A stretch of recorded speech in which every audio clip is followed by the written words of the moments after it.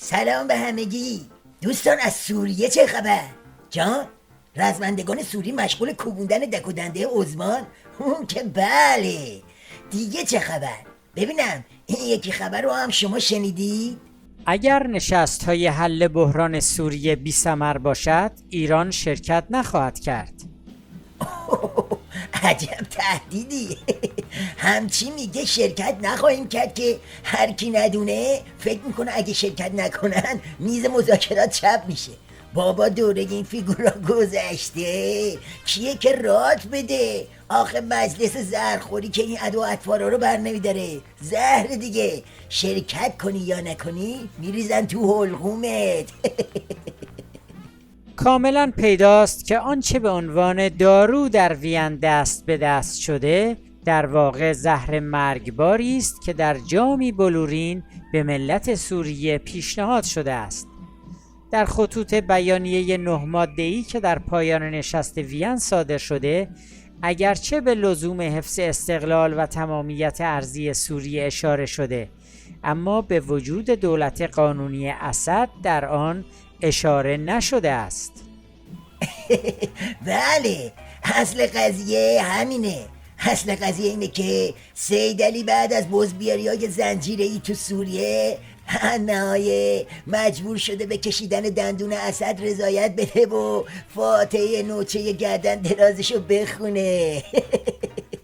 لما تقول ایران بأن الأسد خط أحمر. الجزیره. وقتی رژیم ایران میگوید اسد خط سرخ است و روسیه میگوید باقی ماندن اسد در حاکمیت یک موضوع پایه‌ای نیست، این اختلاف نیست؟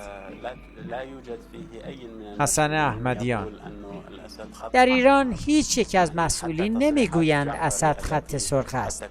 حتی اظهارات جعفری که من آن را نشنیدم میگوید مقاومت با باقی ماندن شخص اسد ارتباط ندارد. شیوه خروج یا باقی ماندن، این مهم است. هیچ مقام ایرانی وجود ندارد که بگوید اسد خط سرخ است.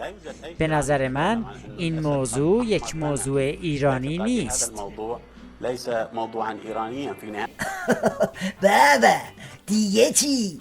بعد 5 سال کشت و کشتار تو سوریه تازه میگه به ما ربطی نداره. پس عمق استراتژیک چی شد؟ پس جبهه مقاومت چی شد؟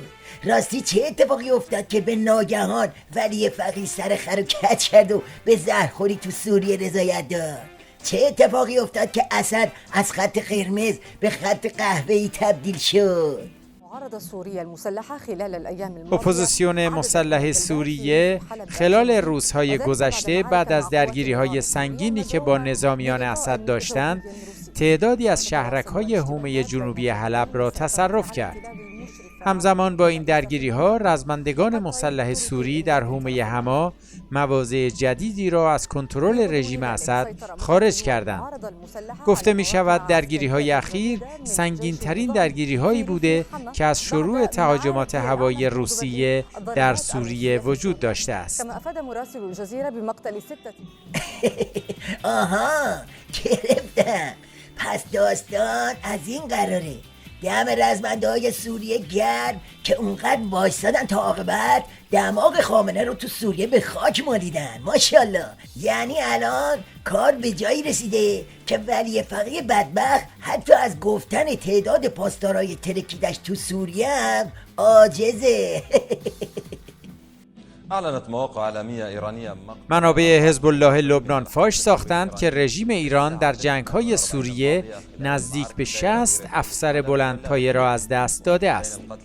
این منابع اضافه می‌کنند که رژیم تنها نام 18 تن از 60 کشته که از نزدیکان خامنه‌ای بودند را رسما اعلام کرده است. منابعی که نخواستند نامشان فاش شود به خبرگزاری ایتالیا گفتند کشته شدن عناصر سپاه پاسداران برای رژیم ایران موضوعی محرمانه است و رژیم اجازه نمی‌دهد نام این افراد در مطبوعات ایرانی منتشر شود. زهر سوریه است دیگه، میسوزونه، درب و داغون میکنه. قبل از همه هم دل و روده پاسدارای مفلوک ولایت رو میپیچونه به هم. این همه مدت زور زدن تا یه جوری اسد و سر پا نگه دارن، اما حالا باید دومشونو بذارن رو کولشون و الفرار. روسیه هم که از اولش واسه معامله اومده بود، اینجوری بود که برشام مثل بلا بر امامه ولایت نازل شد و فک عظما رو پیاده کرد. خب دوستان، خداحافظ تا فردا شب.